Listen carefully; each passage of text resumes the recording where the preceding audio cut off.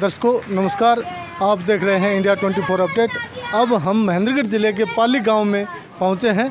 जो आप सामने देख पा रहे हैं ये सती माता का मंदिर है।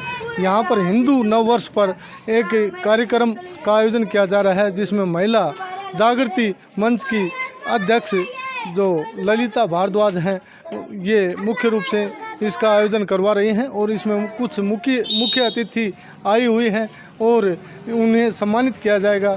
और आज शहीदी दिवस भी है। शहीदी दिवस पर शहीदों की प्रतिमाओं को पुष्प अर्पित किए जाएंगे और शहीदों के प्रति जन जागृति का आयोजन किया जा रहा है। आगे हम ये सब अंश दिखाएंगे और आगे के जो भी कार्रवाई होगी हम दिखाते हैं।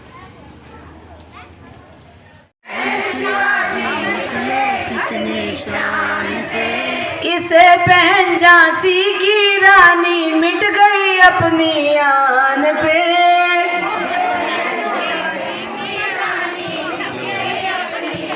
मैं लगे पटाखा बूंद लगे तू साड़ी में तेरा पूरा और तू प्यार की तू बस तू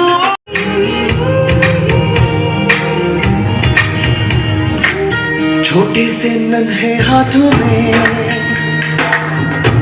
जैसी ही प्यारी गुड़िया संभाले। करना हमारा काम थोड़ी है, वो तो पशु पक्षी भी करते हैं। ईश्वर ने हमको मानव रूप में इस धरती पर भेजा है और मानव के पास सबसे बड़ी चीज होती है उसका विवेक, उसकी बुद्धि।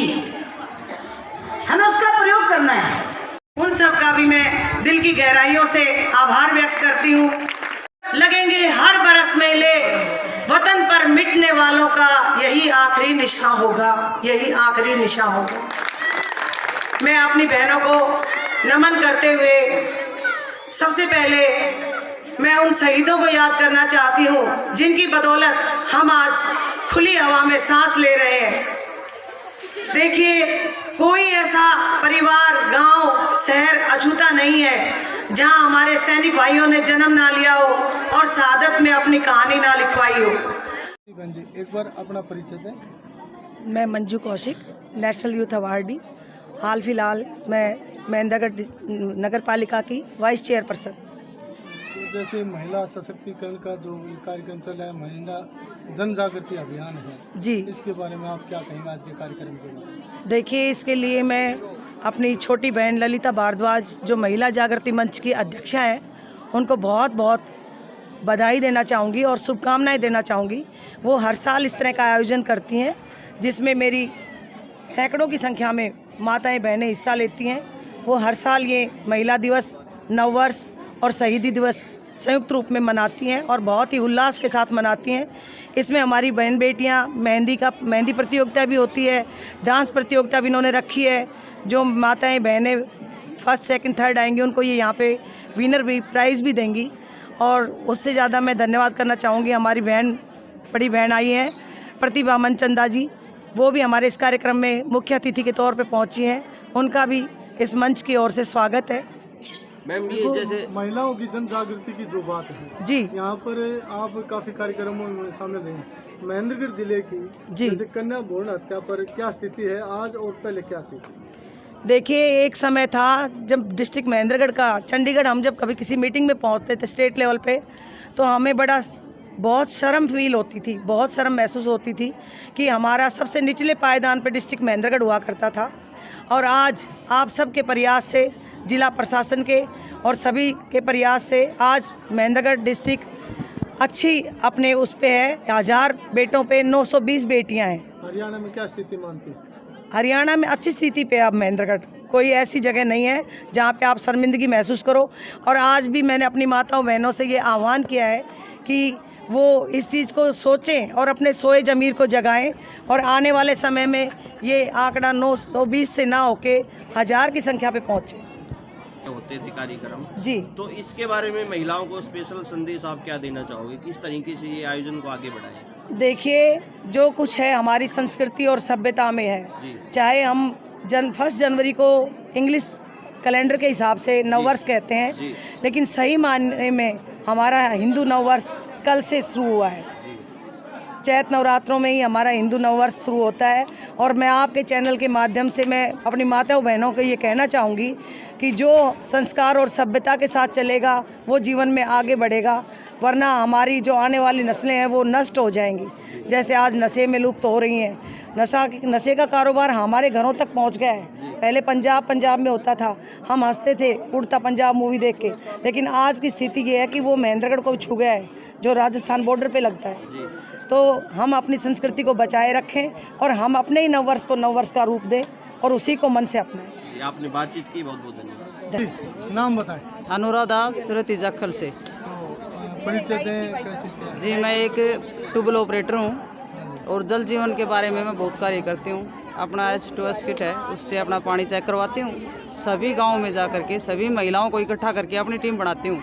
आज महिलाओं को क्या संदेश दें? आज महिलाओं को मैं सभी को ये संदेश दूंगी, अपने घर में जितना भी जल संगठित हो, उसके कहीं भी इकट्ठा हो, उसको अच्छी तरह से बचाएं। जल बचाने के बारे में इतना बड़ा संदेश दूंगी, मैं सभी बहनें जल बचाने का कार्य करें। जो भी जल बचाएगी तो अपना जीवन बचेगा। मेरा नाम अंजू है।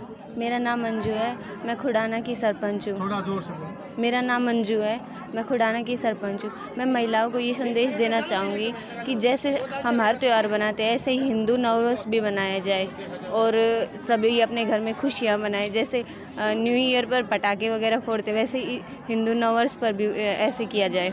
जैसे आप युवा हैं, युवा लड़कियों को क्या कहना चाहेंगे? युवा लड़कियों को मैं ये कहना चाहूँगी, सभी मतलब अपनी पढ़ाई वगैरह इनको महत्व दें और ज़्यादा मतलब इधर उधर की बातों को कम महत्व दें और अपने घर में बड़ों का आदर वगैरह सब कुछ करें।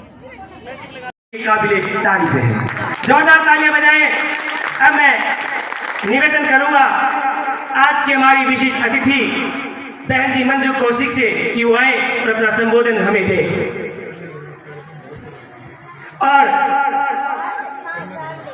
विशेषकर आप हर विषय में अखबारों में सुर्खियां देखते होंगे, जहां भी कन्या का जन्म होता है, जिस परिवार में होता है, चाहे वो 36 बिरादरी में कहीं भी हो,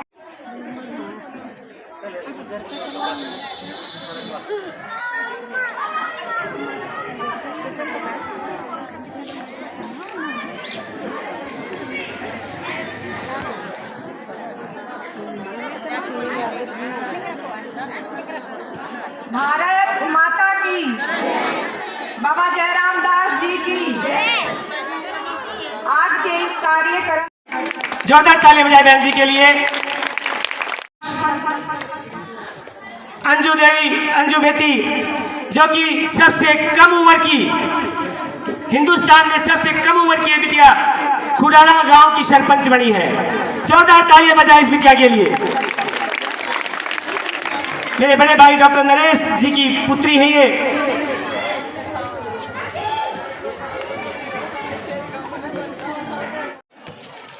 में सबसे अच्छा कार्य किया, उसके लिए ताली बजा दिया। आज के कार्यक्रम के बारे में आज क्या कहें? देखिए, आज ये महिला जागृति जन जागृति मंच के द्वारा ये कार्यक्रम रखा गया। आज शहीद दिवस है। आज के दिन ही भगत सिंह जी को अंग्रेज़ों की सरकार ने फांसी दी थी और विडंबना ये थी कि मेरे गांव के अंदर अशोक चक्र से सम्मानित श्री हुकम। आज का कैसे क्या कार्यक्रम? रामचंद्र जी, आप पहुँचे, आपके साथ जितेंद्र जी पहुँचे। आपका यहाँ पहुँचने पर हार्दिक स्वागत और अभिनंदन करता हूँ। आज का कार्यक्रम नववर्ष के उपलक्ष्य में, जो हिंदू नववर्ष कल था, उसकी शुरुआत हमने आज से करी है।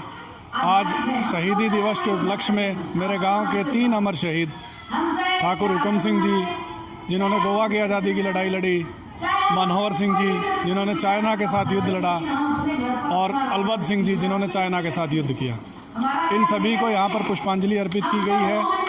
और महिलाओं ने एक साझा कार्यक्रम, जो महिला दिवस पर होली होने के कारण नहीं कर पाई थी, उन सभी माताओं बहनों ने यहाँ एक भव्य और दिव्य कार्यक्रम का आयोजन किया है। सर, जैसे कैलेंडर दिवस में जैसे अभी जैसे हिंदू नववर्ष का अभी जैसे आयोजन हो रहा है जी, चैत्र शुल्क मास प्रतिपदा जैसे कार्यक्रम है जी, तो आज की जो युवा है उनको आप क्या संदेश देना चाहोगे कि हिंदू नववर्ष को आगे इसी तरह बढ़ाते? देखिए जितेंद्र जी, हिंदू नववर्ष की परंपरा हमारे हिंदू धर्म में ही नहीं, अन्य धर्मों में भी अगर आप तुलना करके देखेंगे अन्य धर्मों के साथ भी, तो हिंदू नववर्ष गणित के ऊपर चलता है, हमारा पंचांग गणित के ऊपर चलता है। हमारे गणित के हिसाब से ही हमारे त्यौहार मनाए जाते हैं। दीपावली कभी भी आपको फिक्स डेट की नहीं मिलेगी, हर साल अलग दीपावली मिलेगी। वो उसका कारण यही है कि हम हिंदू लोग हिंदू कैलेंडर के हिसाब से अपने त्योहारों को भी मनाते हैं। उसी क्रम में आपने देखा होगा कई बार किसी पुजारी के पास, पंडित के पास हम जाते थे, पतड़ा दिखाते थे कि वर्षा कब होगी, तो वर्षा किस दिन होनी है। इसका गणित भी सटीक तरीके से हमारे हिंदुत्व के जो कैलेंडर है, हिंदू जो पंचांग है, उसी के हिसाब से होता है और उसकी गणना हमारे चैत्र शुक्ल प्रतिपदा जो हमारा नववर्ष है उसी के अंतर्गत वो होती है। जैसे पुरानी जो प्रचलन है, परिपाटी है कि जो नया साल शुरुआत होती है, नया अनाज जो निकल के आता है, किसान उसी रूप में देखता है नए साल को, जब नया अनाज आता है। जैसे पंजाब में ये परिपाटी है, तो अपने पूरे देश में लगभग ये परिपाटी, इसके लिए क्या करें? बिल्कुल ठीक कह रहे हैं रामचंद्र जी आप। इसको अलग अलग स्टेट्स में अलग अलग तरीके से मनाया जाता है। जैसे आप चले जाएंगे दक्षिण की तरफ तो वहाँ उगादी, और महाराष्ट्र में जाएंगे तो आप इसको गुड़ी पड़वा के रूप में मनाते हैं।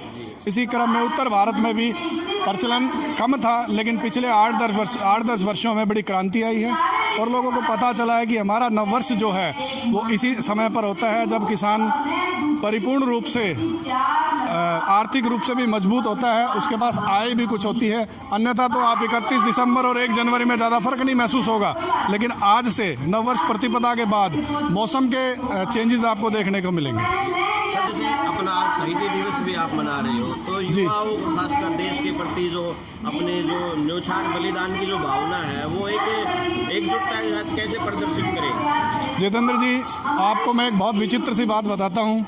मेरे गांव के ठाकुर हुकम सिंह जी ने गोवा की आज़ादी की लड़ाई लड़ी और उनको अशोक चक्र अवार्ड मिला, और ये अशोक चक्र अवार्ड का हमारे गांव में, हमारे क्षेत्र में किसी को भी नहीं पता था। यहाँ तक कि सैनिक बोर्ड में भी इसका कहीं उल्लेख नहीं था।